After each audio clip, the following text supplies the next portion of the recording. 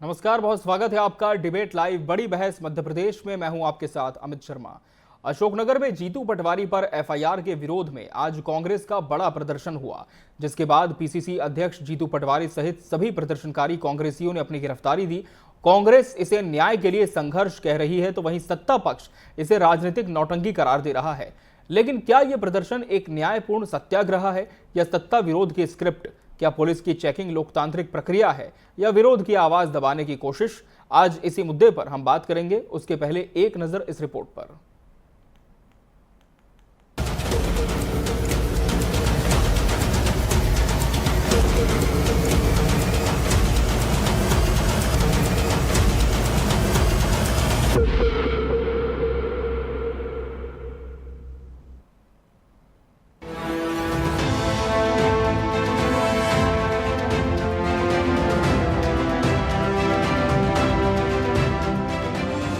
मध्य प्रदेश के अशोकनगर में मंगलवार को कांग्रेस ने न्याय सत्याग्रह का आयोजन किया। कांग्रेस प्रदेश अध्यक्ष जीतू पटवारी ट्रैक्टर पर सवार होकर सभा स्थल पहुंचे, जिसे कांग्रेस ने किसान संघर्ष का प्रतीक बताया। प्रदेश भर से नेता और कार्यकर्ता जुटे, जिनमें नेता प्रतिपक्ष उमंग सिंघार, पूर्व मुख्यमंत्री दिग्विजय सिंह और जयवर्धन सिंह शामिल रहे। सभा स्थल के बाहर भारी पुलिस बल तैनात रहा। विधायकों और नेताओं की गाड़ियों की चेकिंग भी हुई, जिस पर कई नेता नाराज दिखे। तराना विधायक महेश परमार बोले, गोली मार दो और बीजेपी का बिल्ला लगा लो। वहीं उमंग सिंघार ने पूछा, क्या हम बम मिसाइल लेकर आए हैं? ताकत है, इनमें बारूद है, इनसे लड़ना पड़ेगा आपको। और मोहन यादव की सरकार, भारतीय जनता पार्टी की 20 साल की सरकार, मैं जानता हूं कई हजार कार्यकर्ता, कई लाख कार्यकर्ताओं पे झूठी एफआईआर हुई जा रही है, लेकिन जिस प्रकार से आप ताकत से दिखते हो, भारतीय जनता पार्टी घबरा जाती है। हमारे वकील साहबान सबसे कहना चाहता हूं, सब लोग इकट्ठे हो और ये एफआईआर जो दर्ज हुई है पटवारी जी के खिलाफ, जीतू के खिलाफ, इसको कॉश कराने के लिए हमको जहां जाना पड़े जाएंगे, लेकिन ये कॉश करा के रहेंगे। और गिरफ्तार करना हो तो हम सब तैयार हैं, पूरे के पूरे लोग गिरफ्तारी करने के लिए चलेंगे। जो जेल में भेजना भेज दो, जमानत की बात नहीं करेंगे। मैंने सुना है कि आज की सभा को रोकने के लिए गुना रोड पर, ईसागढ़ रोड पर, मुगावली रोड पर, आरोन रोड पर सैकड़ों बैरियर सब जगह रखे गए, धमकियां दी गई। मैंने सुना है ईसागढ़ चंदेरी में तो सुबह 7 बजे गाड़ियों का परीक्षण किया गया। धन्य है ऐसा क्षेत्र जहां का प्रशासन सभा के पहले ऐसा आदेश निकालता है, जहां पूरे अशोकनगर में होटल पर, गेस्ट हाउस पर प्रतिबंध लगा दिया। दरअसल अशोकनगर निवासी गजराज लोधी ने बीजेपी कार्यकर्ता पर मारपीट करने और मैला खिलाने का आरोप लगाया था। 25 जून को जीतू पटवारी ओरछा दौरे पर थे, तब युवक ने उनसे मिलकर इस मामले की शिकायत की थी। बाद में गजराज ने पटवारी पर बहकाकर बीजेपी कार्यकर्ता के खिलाफ शिकायत कराने का आरोप लगाया। इसके बाद मुंगावली पुलिस ने पीसीसी चीफ के खिलाफ एफआईआर दर्ज कर ली थी। इसका विरोध करते हुए पूर्व मंत्री जयवर्धन सिंह ने कहा था कि 7 जुलाई तक एफआईआर वापस नहीं ली जाती तो 8 जुलाई को कांग्रेस मुंगावली थाने जाकर गिरफ्तारी देगी। वहीं बीजेपी ने कांग्रेस के इस प्रदर्शन को राजनीतिक नौटंकी बताया है। मंत्री विश्वास सारंग ने कहा कि पटवारी ने एक सामान्य मामले को तूल दिया और अपने पद की गरिमा के खिलाफ जाकर कलेक्टर से गलत व्यवहार किया। जैसा मैंने कहा, मुझे भी लगता है ये बहुत संवेदनशील विषय है। किसी भी अधिकारी की अपनी गरिमा है, किसी भी पद की अपनी गरिमा है, और जिस ढंग से सही मायने तो जीतू पटवारी जी किसी संवैधानिक पद पर नहीं है। मैं बहुत ही गंभीरता से कहना चाहता हूं, वो यदि एक राजनीतिक दल के प्रदेश के अध्यक्ष हैं तो उनको ब्यूरोक्रेसी से बात करने का अपना एक संयम भी रखना चाहिए, अनुशासन भी रखना चाहिए। पर जिस प्रकार से उन्होंने स्पीकर फोन पर कलेक्टर को चमकाने और दबाव बनाने की जो कोशिश की गई, वो निश्चित रूप से संपूर्ण ब्यूरोक्रेसी के संपूर्ण नौकरशाही का अपमान है। सभा के बाद कांग्रेस नेता गिरफ्तारी देने मुंगावली थाने रवाना हुए। सभा में पूर्व मुख्यमंत्री दिग्विजय सिंह, कांतिलाल भूरिया, सचिन यादव और कई विधायक मौजूद रहे। लेकिन सवाल यह है कि क्या ये आंदोलन लोकतंत्र की आवाज था या फिर जनता को भ्रमित करने की रणनीति, जैसा कि बीजेपी का आरोप है। क्या एफआईआर राजनीति से प्रेरित थी, जो कि कांग्रेस का दावा है, या कानून के अनुसार? और सबसे बड़ा सवाल कि क्या यह आग्रह था या दुराग्रह? Bureau report, TV 24 news.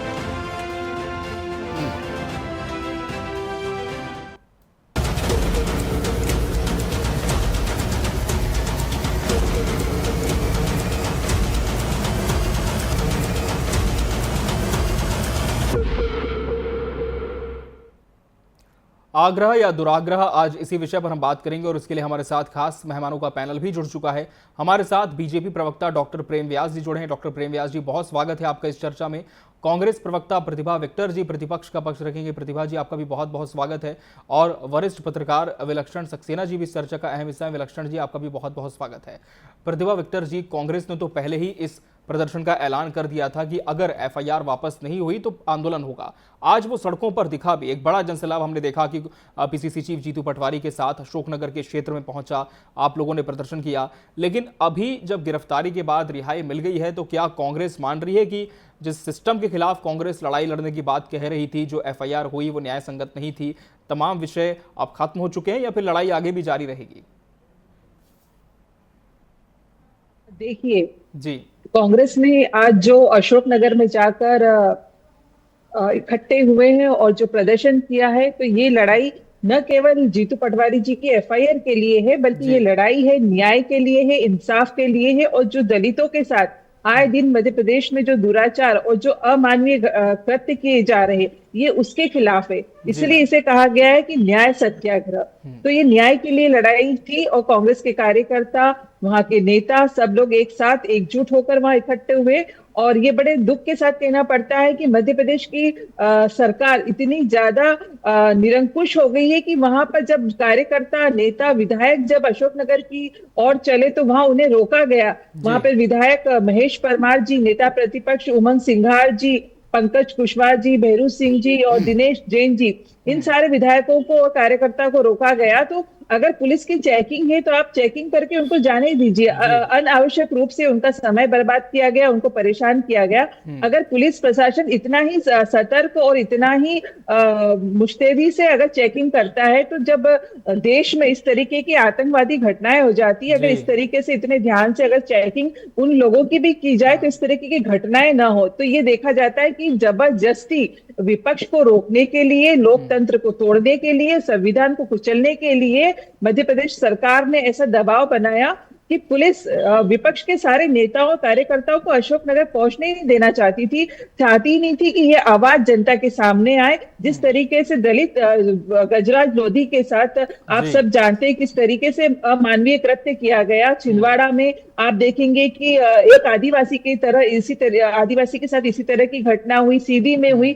तो ये लगातार मध्य प्रदेश में एक चलन हो गया है। आदिवासी हो, दलित हो, शोषित हो, वंचित वर्ग हो, उनके साथ कोई भी इस तरीके का कुकृत्य कर देता है और पुलिस प्रशासन इसके ऊपर कोई आवाज नहीं उठाती। माननीय जीतू पटवारी जी विपक्ष के मुखिया हैं, प्रदेश अध्यक्ष है। अगर वो जाके कुछ जो भी व्यक्ति है, पीड़ित है, वो जाकर अगर अपनी गुहार लगाता है, बात बताता है, तो वो उसको उठाएंगे, ये उनका कर्तव्य है। तो इसमें सरकार को, विपक्ष को रोकने का जो कार्य है, ये बिल्कुल अनुचित है और अलोकतांत्रिक है। ये डॉक्टर प्रेम व्यास जी, जवाब दीजिए, क्या सरकार ने विपक्ष को आज रोकने की कोशिश की इस प्रदर्शन से? और दूसरी बात, जब कांग्रेस इसे न्याय सत्याग्रह बता रही है, तो फिर क्यों सरकार को लग रहा है कि ये तो सत्याग्रह नहीं बल्कि सियासत की स्क्रिप्ट है, जैसा कि आपके मंत्री कह रहे हैं? देखिए अमित जी, सत्याग्रह जिन विषयों को लेकर किया गया था वो एक सकारात्मक विषय था, भारत की स्वतंत्रता के लिए किया गया था। और यहाँ निजी इच्छाओं के लिए किया जा रहा है, जो झूठ प्रेषित किया गया, जो सामाजिक सौहार्द बिगाड़ने का प्रयास किया, जो अमानवीय कृत्य आरएलडी प्रदेश अध्यक्ष जी द्वारा किया गया। आप देखेंगे 10/4/25 को जो घटना हुई थी, डायल शो पर उसकी जानकारी दी, पुलिस प्रशासन की टीम वहां पर पहुंची, गांव वालों ने सूचना करी कि नशा उतरने के बाद में वो व्यक्ति वहां से चला गया, उसके ऊपर पानी डाला गया। अगले दिन उसके भाई गजराज और रघुराज लोधी ये लोग दोनों एसडीओपी के पास पहुंचते, शिकायत करते, लेकिन मर जैसी कोई बात ना तो प्रथम दिन होती है ना द्वितीय दिन होती है। तीसरे दिन जब आदरणीय जीतू पटवारी जी से मिलने के पूर्व में 11/4/25 को गजराज का एक महिला के साथ में झगड़ा होता है, उसके एफआईआर दर्ज होती है, तब भी मन जैसी कोई घटना का जिक्र नहीं होता। तो सामाजिक सौहार्द बिगाड़ने का कार्य राजनीतिक प्राप्ति के लिए कौन करना चाहता है? कौन है जो इस प्रदेश में अराजकता को फैलाना चाहता है? प्रदेश में किसी भी घटना पर जीरो टॉलरेंस पे कार्य किया जा रहा है। वहीं आपके नेता होते राजस्थान में गोपाल मीणा, वो एक दलित से जो है मुंह से चप्पल उठवाते और उसके ऊपर पेशाब करते, लेकिन कांग्रेस का एक स्टेटमेंट नहीं आता। बंगाल की घटना पे एक स्टेटमेंट नहीं, देश के अन्य जगहों के लिए कोई स्टेटमेंट नहीं। यहाँ तो 0% जीरो टॉलरेंस की नीति के साथ में कार्य किया जा रहा है। उसके बाद जन सुनवाई में किसी तरह की जो उसके साथ में मेडिकल जो होता है उसमें भी कहीं चोट का जिक्र नहीं, कहीं मल का जिक्र नहीं, लेकिन अगले दिन जब जीतू पटवारी जी आते हैं तो उस झूठ को प्रेषित करके सरकारी अधिकारियों पर दबाव बनाने का काम करते। और ये आज की घटना नहीं है। 1 तारीख को जीतू पटवारी जी ने जब प्रेस के सामने बात करी तब भी कहा था कि एसपी हो, सीएसपी हो, टीआई हो, सचिव हो, 3 साल बचे, 3 साल के बाद में सबको देख लूंगा। फूल सिंह बरैया ने पूर्व में कहा पुलिस प्रशासन के लिए कि पुलिस वालों की खाल खींच के भूसा भरवा दूंगा। तो इस तरह के कृत्य मंचों से कहना, और उसके बाद आज ही इनके जो एक नेता है वो शायद ग्वालियर ग्रामीण से साहब सिंह, उन्होंने हिजड़ा करके संबोधित कहा। अब बताइए, मंच से अशोभनीय कृत्य करना और अशोभनीय कृत्य के लिए कार्यकर्ताओं को इकट्ठा करना और उस अशोभनीय कृत्य के साथ में अशोभनीय भाषा का प्रयोग करना। मंच पर अरुण यादव जी नहीं थे क्या, उनके लिए प्रयोग किया गया। मंच पर जो है वो अजय सिंह जी नहीं थे क्या, उनके लिए प्रयोग किया गया। मंच पर कमलनाथ जी नहीं थे क्या, उनके लिए प्रयोग किया गया। तो मुझे कृत्य करना और आदरणीय जीतू पटवारी जी को तो क्षमा याचना करनी चाहिए थी कि मेरे द्वारा जो अधिकारियों को धमकाया गया गलत जानकारी पर या गलत संदेश पर, तो मैं उसके लिए क्षमा याचना करता हूं। अगर प्रशासन ने कोई एफआईआर लॉन्च की है तो उसके लिए संविधान में कुछ कानून व्यवस्था है, कुछ कानून निर्मित है। वे जा सकते थे, अपील कर सकते थे, जांच में डाल सकते थे, लेकिन नहीं, यहाँ पर समाजों के बीच में सौहार्द बिगाड़ने के कार्य करना है। चूंकि राजनीतिक मंशा है, राजनीतिक सत्ता प्राप्ति। टीकमगढ़ का मामला हुआ था, वहां भी मंच से अधिकारी को धमका रहे थे। धर्मेंद्र प्रजापति जो उनके साथ में खड़ा था, पता चला कि वो धर्मेंद्र प्रजापति हत्या में लिप्त था और उसी के कहने पर वो अधिकारी को जो है डांट डपकारने का कार्य कर रहे थे। तो इस तरह का दुष्कृत्य जो मध्य प्रदेश में किया जा रहा है, जीरो टॉलरेंस की नीति है, कानून का राज है और कानून किसी को नहीं छोड़ा जाता। दूसरा आपने कहा कि कार्यकर्ताओं को रोका गया। भोपाल में आपके 2 नेता थे, आरिफ मसूद और साजिद अली, उनके बीच में जब झगड़ा हुआ था, रोड पे गाली गलौज हुई थी, गुंडागर्दी की गई थी, तो आपने कहा था कि बाहर से आए हुए लोगों ने जो है ये कृत्य करा है, ये कांग्रेस का कृत्य नहीं है। तो जब आपकी कार्यक्रम हो रहा है तो लेकिन इस पूरे विषय पर क्या अगला स्टैंड होगा, इस पर मैं कांग्रेस से जवाब लूंगा। बिल्कुल मैं आऊंगा डॉक्टर प्रेम व्यास जी, फिर आपका रुख करूंगा। फिलहाल वरिष्ठ पत्रकार विलक्षण जी का हम रुख करेंगे। विलक्षण सक्सेना जी, कांग्रेस का आज जो न्याय सत्याग्रह का प्रदर्शन था, किस रूप में देखा जाए? क्या वाकई एक सियासी प्रदर्शन यह बनकर रह गया या फिर कांग्रेस ने शक्ति प्रदर्शन करने की कोशिश उस क्षेत्र में की जहां से प्रदेश के बड़े दिग्गज आते हैं? देखें अमृत जी, किसी भी प्रदर्शन या किसी भी शक्ति प्रदर्शन, जैसे आपने शब्दों का चयन किया, उसका एनालिसिस इस बात पे रहता है कि उस चीज का इम्पैक्ट क्या है, उसका प्रतिफल क्या निकला। यहां तक हम समझ सकते हैं कि मध्य प्रदेश में कांग्रेस का सबसे बड़ा जो वोट बैंक निकल के आता है वो आदिवासी और ट्राइबल समाज की तरफ से निकल के आता है। ये हमेशा कांग्रेस के लिए एक ऐसा नॉन नेगोशिएबल या एक तरीके से कहें कि किसी भी तरीके से इस वोट बैंक को हमें हाथ से नहीं छोड़ना है, इसका प्रयत्न रहा है। और जैसे कि हम देखते आए हैं कि पिछले जो चुनाव हुए हैं, चाहे वो लोकसभा के चुनाव देख ले, चाहे विधानसभा के चुनाव देखें, जो कोर एरियाज ट्राइबल के रहे हैं वहां पर कांग्रेस ने अपनी पकड़ ढीली हुई है और सीटें पूरी तरह से गई हैं। जहां पर जे बेस सिक्योरिटी के साथ कांग्रेस अपने राजनीतिक सत्ता को आगे बढ़ाती थी कि वहां पे उनको बेहतर बेनिफिट मिलेगा, उसमें भी कांग्रेस को नाकामी देखनी पड़ी। लेकिन इस सब राजनीतिक लेंस से ये बात कहीं जस्टिफाइज नहीं होती कि मध्य प्रदेश की ये एक बहुत बड़ी रियलिटी है कि यहाँ पर आदिवासियों, जनजातीय लोगों के ऊपर लगातार आक्रामक हमले हो रहे हैं। भेदभाव, चाहे उसे सामाजिक रूप से देखा जाए, चाहे उसे कानूनी रूप से देखा जाए, चाहे उसे क्राइम के रूप में देखा जाए, हर तरफ से ये हो रहा है। अब इस सब में हम अगर ध्यान से देखें, एनालाइज करें, तो पिछले कम से कम एक साल के दरमियान में और उससे पहले भी कम से कम 12 प्रमुख घटनाएं हुई है। चाहे वो आप नेवामर ले लें, चाहे आप नीमच ले लें, चाहे आप सिंगरौली ले लें, कई तरीके की घटनाएं जहां आदिवासी का मतलब इस तरह से कहा गया है, इस तरह की घटना हुई है जिससे उनके अंदर से आहत होता है। भले ही आप और हम उस समुदाय को बिलोंग ना करें, लेकिन हमारा भी मन विचलित हो जाता है। लेकिन उसका इम्पैक्ट क्या निकला, इम्पैक्ट एनालिसिस करना बहुत जरूरी है। कांग्रेस का ये जो शक्ति प्रदर्शन, अगर हम इसको शक्ति प्रदर्शन के नाम पे माने, तो ये किस दिशा की ओर उसको लेके जा रहा है। आने वाले समय में सबसे बड़ा टेस्ट जो कांग्रेस के अगर संगठन में बदलाव भी जब हुए हैं, तो उसके लिए सबसे बड़ा अभी टेस्ट आने वाला है, वो है निकाय और नगर निगम के चुनाव।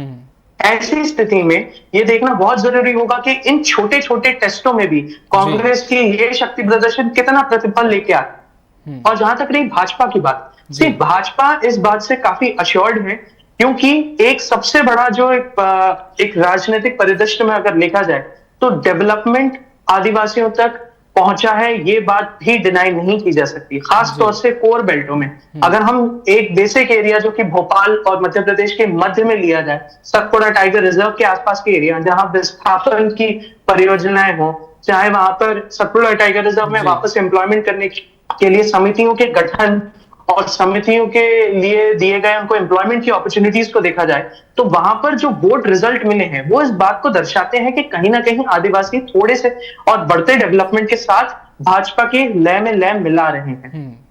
जहां तक बात रही सिंबॉलिक राजनीतिक एनालिसिस की, तो सिंबॉलिक राजनीतिक एनालिसिस में भी देखा गया है कि मध्य प्रदेश के मुख्यमंत्री खुद एक पीछे समाज से आते हैं, ओबीसी हैं, वरिष्ठ नेतृत्व भी जो है किसी ना किसी तरीके से प्रेफरेंस देता ही है ताकि ये कोर वोट बैंक कभी हिले नहीं। क्योंकि 2017 में अगर आप ध्यान दें, 2018 के चुनावों के पहले जो मंदसौर में गोलीकांड हुआ था, उसने एक तरफा भाजपा की राजनीति को पूर्णतः बदल दिया था। वो किसान और आदिवासियों के ऊपर ही लड़ा हुआ चुनाव था, जिसमें 18 में भाजपा को मुंह की खानी पड़ी थी। तो ये बात तय है कि आदिवासियों दोनों ही पार्टियों के लिए बहुत बड़ा मुद्दा है, लेकिन इस मुद्दे के लिए जो भी दोनों पार्टियों द्वारा स्टेटमेंट्स दिए जा रहे हैं, जो भी एक्शंस लिए जा रहे हैं, इनका प्रतिफल उन तक पहुंच रहा है कि नहीं पहुंच रहा, ये इम्पैक्ट एनालिसिस करना बहुत जरूरी है।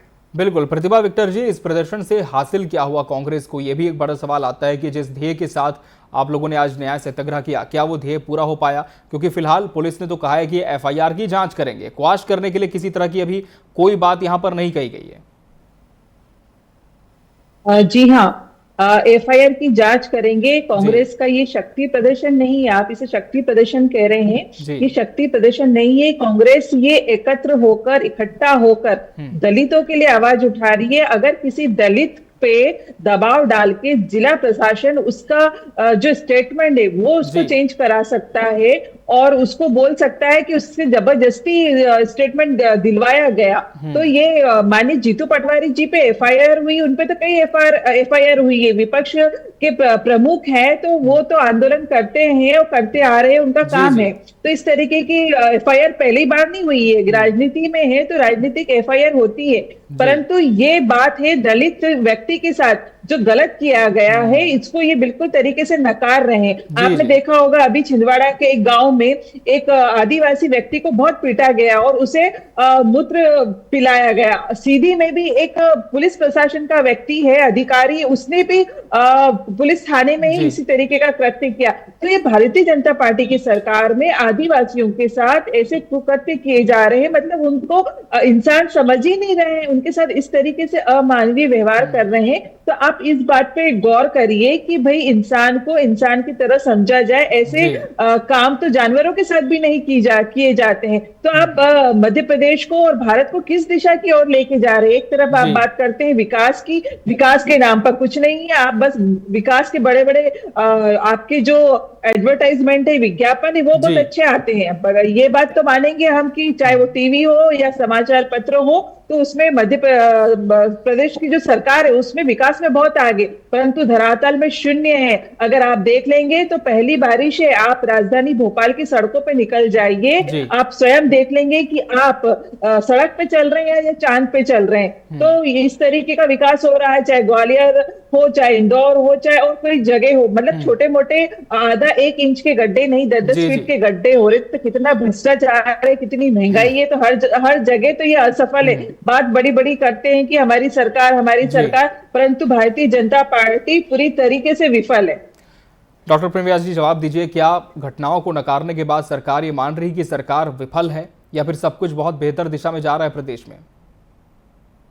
देखिए अमित जी, समस्या क्या है कि अपराध को अपराध के चश्मे से देखना होगा, कांग्रेस को अपना चश्मा बदलना होगा। हाँ। और दूसरी बात है, जो जीरो टॉलरेंस की नीति के तहत कार्रवाई की जा रही है, आप समूचे देश से देखिए, मध्य प्रदेश में किसी भी तरह के अपराध और किसी के भी साथ हो, उसमें 24 घंटे में कार्रवाई की जाती है और अपराधी को सलाखों के पीछे पहुंचाया जाता है। एक पूर्व में घटना हुई थी जिसमें आदरणीय शिवराज सिंह जी गए थे, क्या उस व्यक्ति को कांग्रेस को भरोसा था और उसने कांग्रेस ज्वाइन कर ली थी? नहीं। लेकिन उस क्षेत्र से आदिवासियों का वोट भारतीय जनता पार्टी को मिल रहा, यह प्रदर्शित करता है कि हमने जो आदिवासी के लिए, आदिवासी अंचलों में अंतिम व्यक्ति तक जो विकास पहुंचाने की प्रक्रिया को अपनाया था, निश्चित रूप से आदिवासी समाज हमारे साथ में खड़ा है। और सिर्फ आदिवासी नहीं, किसी भी समाज के साथ में आप वैमनस्य अपनाएंगे, आप तुष्टीकरण अपनाएंगे तो निश्चित रूप से आपको अपना चश्मा मध्य प्रदेश में जो है बदलना पड़ेगा। दूसरा, आपने विकास की बात करी, आज विकास अंतिम छोर तक पहुंच रहा है। आपके समय 1 लाख किलोमीटर सड़कें थी, आज 5 लाख है। 5,000 मेगावाट बिजली से हम लगभग 30,000 मेगावाट तक पहुंचे। आज प्रदेश का जीडीपी आपके समय पर क्या था? आप जो है 2-2 बार 3-3 बार डिफॉल्टर होने की परिस्थिति में आए थे। उसके बाद में हमने विकास करके बताया। तो निश्चित रूप से अंतिम व्यक्ति तक विकास करना, शिक्षा का अधिकार देना, स्वास्थ्य का अधिकार देना, सिकल सेल एनीमिया के लिए लगभग हम हर बार जांच कर रहे हैं। 70 सालों से कांग्रेस ने व्याप्त ऐसी कई सारी अनियमितता थी, ऐसी कई सारी कमियां थी आदिवासी अंचलों में, जिस पर कभी ध्यान नहीं दिया, सिर्फ वोट बैंक की तरह यूज करा। आज आदिवासी जो हमारे जो उनके स्मारक बनाने की बात हो, उनको जो है मुख्य धारा में लाने की बात हो, उनकी शौर्य गाथाओं को पहुंचाने की बात हो, रानी कमलापति जैसे स्टेशन बनाने की बात हो, तो निश्चित रूप से, और हमने तो पूरे राष्ट्र का प्रतिनिधित्व भी आदिवासी जो हमारे राष्ट्रपति आदरणीय द्रौपदी मुर्मू जी, उनको देने का कार्य करा। SC मंत्रालय में आप बताइए कितने आपके मंत्री हुआ करते थे? आज लगभग 15 मंत्री है। हमने SC मंत्रालय का अलग गठन हमारी सरकार में हुआ। आपने मात्र वोट की राजनीति करी और अभी भी देश के विभिन्न हिस्सों में जब दलितों पे जो है बंगाल में अत्याचार होता है, कांग्रेस मौन हो जाती है। जब कन्नौज में अत्याचार होता है, कांग्रेस मौन हो जाती है। राजस्थान में अत्याचार होता है, कांग्रेस मौन हो जाती है। जहां पर आपकी सरकारें होती है, आप झारखंड में जो है हाईकोर्ट कहता है कि डेमोग्राफी चेंज हो रही है, अत्याचार हो रहा है, लेकिन कांग्रेस मौन हो जाती है। यहां पर जीरो टॉलरेंस की नीति के तहत कोई भी एक वाक्य बता दीजिए जिसमें कार्रवाई ना की हो। तो मुझे लगता है आदरणीय जीतू पटवारी जी को पहले जो झूठ प्रेषित किया गया 10 तारीख और 11 तारीख, इन दोनों तारीख में जो FIR हुई, जो जन सुनवाई हुई SDOP में, कहीं पर मल का जिक्र नहीं था। और ये प्रदर्शित हुआ है कार्रवाई में। उसके बाद जीतू पटवारी जी के एंट्री के बाद में वे सामाजिक सौहार्द बिगाड़ने के लिए शब्दों को लाते। तो मुझे लगता है कांग्रेस पार्टी को पहले जीतू पटवारी जी से प्रश्न करना चाहिए कि बिना तथ्यों के आधार पर किस तरह से वे सामाजिक सौहार्द बिगाड़ने की चेष्टा करते, और उसके बाद में जो है इस तरह के कार्यक्रम आयोजित करना चाहिए। ठीक है, विलक्षण सक्सेना जी, किस तरह से देखते हैं, क्या इस पूरे प्रदर्शन के बाद ये जो विषय है बहुत ज्यादा सियासी फिजाओं में छाया था, ये अब खत्म हो जाएगा या फिर बात बढ़ती हुई भी नजर आ सकती है? देखिए, इसको आगे बढ़ना है कि नहीं बढ़ना, इस बात पे पूरा दारोमदार इसका पड़ता है विपक्ष के ऊपर, क्योंकि ये विपक्ष का धर्म बनता है। अगर हम आगे ना पीछे करके देखें तो जितने भी इंसिडेंसेस हमने वायलेंस के रिबिल में देखे, चाहे हम आगे वायलेंस से आगे बढ़ते हुए अगर हम देखें कि वहां पर इकोनॉमिकली अपलिफ्टमेंट भी, यानी सामाजिक अपलिफ्टमेंट के अलावा भी इनको क्या आर्थिक समुदाय, तो सबसे पहले तो यही पूछना चाहेंगे कि आदिवासियों बच्चों के लिए जो हॉस्टल, आदिवासी बच्चों के लिए जो स्पेशल क्या कहते हैं कोचिंग सेंटर्स की शुरुआत करनी गई थी, क्या उनकी व्यक्तिगत उनकी धरातल पे स्थिति क्या है? आज तक हम ये भी नहीं जान पाए हैं कि आदिवासी क्षेत्रों में बनाए गए स्कूलों के लिए और वहां आदिवासी पंचायतों का ऑडिट भी जब किया जाता है, क्योंकि अब पंचायतों के चुनाव भी आ रहे हैं, पैसा एक्ट की भी हम बात करते हैं, तो पंचायत ऑडिट में भी हम देखना चाहेंगे कि धरातल पे रियलिटी कहां से निकल के आती है। क्या ये मध्य प्रदेश सरकार जो इतने समय से आदिवासियों के लिए लगी है, एक बार बीच में आंदोलन में ये बात उठी भी थी कि आदिवासी क्षेत्रों में स्पेशल क्लस्टर और खास तौर से आदिवासी मंडियों का गठन किया जाएगा, ताकि वनोपज जो उनके द्वारा लाया जाता है उसके लिए उनको पूरा हक पहला उनको मिला जाए। हम ध्यान से देखते हैं कि आजकल पट्टे की जमीन पे कितनी धांधलेबाजी हो रही है। जो पट्टे आदिवासियों को प्राप्त किए गए थे वो रिकॉर्ड्स में, राजस्व रिकॉर्डों में फर्जी आदेशों को जोड़कर कैसे लोग अपने बेटरमेंट के लिए इस्तेमाल कर रहे हैं। और ये अकेले कोई आदिवासी क्षेत्र में नहीं हो रहा, मध्य प्रदेश के बड़े बड़े शहरों के आसपास के जो आदिवासी बहुल गांव हैं वहां पर भी किस तरह से किया जा रहा है। तो क्या मध्य प्रदेश सरकार की इसमें स्टैंडिंग क्या है? जहां तक रही क्राइम और वायलेंस की बात, तो एक बात ये बहुत क्लियर है इस देश में और साथ साथ आदिवासियों के संबंध में भी कि जितने भी ये वायलेंस इंस्टिगेट होते हैं ये शिक्षा के अभाव में ही होते हैं। अब राजनीतिक पार्टियां इस शिक्षा के अभाव को किस तरह से, इतने बड़े वैक्यूम को खत्म करने के लिए क्या कर सकती हैं? यहां पर एक देखना बहुत जरूरी होगा कि अगर कांग्रेस अपने टैक्टिक्स को बदलती नहीं है, कांग्रेस अपने मोडस ऑपरेंडी को बदलती नहीं, कांग्रेस अपने तरीकों को बदलती नहीं है, तो ये एक अन्य आंदोलन की तरह रह जाएगा। ये वैसे ही एक आंदोलन रह जाएगा जब आप पे वाटर गन चल गई, आपको 4 दिन की पब्लिसिटी मिली और उसके बाद की उसकी रियलिटी क्या रहती है ये वहां के लोकल लोग ही जानते हैं। और उसके बाद उनके ऊपर सामाजिक और आर्थिक रूप से क्या क्या दबाव पड़ता है ये उनके ऊपर हो जाता है। ज्यादा अगर हम इसको देखेंगे तो कोई जो अच्छे गृहस्थ कार्यकर्ता हैं जो कांग्रेस के लिए काम करते होंगे, अगर ज्यादा हो सका तो वो वोट बैंक लेके आ सकते हैं। लेकिन क्या इसका इम्पैक्ट समाज के ऊपर पूरा सही बैठता है? आदिवासियों की आवाज सरकार तक कितनी पहुंच रही है और सरकार के कामकाज में आदिवासियों का कितना हस्तक्षेप होता है? ये भी आदिवासियों का एक बहुत बड़ा हक है। लेकिन क्या कांग्रेस ये जब सीधे डिमांड कर रही है एज अ विपक्ष, ये भी पूछना हम लोगों के लिए दायित्व बनता है। एज अ विपक्ष ये भी हमें विपक्ष से पूछना होगा कि आपकी मांगे क्या है आदिवासियों को लेकर। सरकार कांग्रेस तो लगातार यही कह रही है कि आदिवासियों के पक्ष में भी तमाम विषय रखे गए थे, लेकिन फिलहाल देखना होगा कि इस पूरे प्रदर्शन का आने वाले समय में क्या कुछ और इम्पैक्ट निकलकर सामने आता है। बहरहाल समय हमारे पास इतना ही था इस चर्चा के लिए। आप सभी मेहमानों का बहुत बहुत धन्यवाद इसमें जुड़ने के लिए और इसका हिस्सा बनने के लिए। इसके साथ बड़ी बहस डिबेट लाइव मध्य प्रदेश में आज के लिए फिलहाल इतना ही। मुझे और पूरी टीम को दीजिए इजाजत। नमस्कार।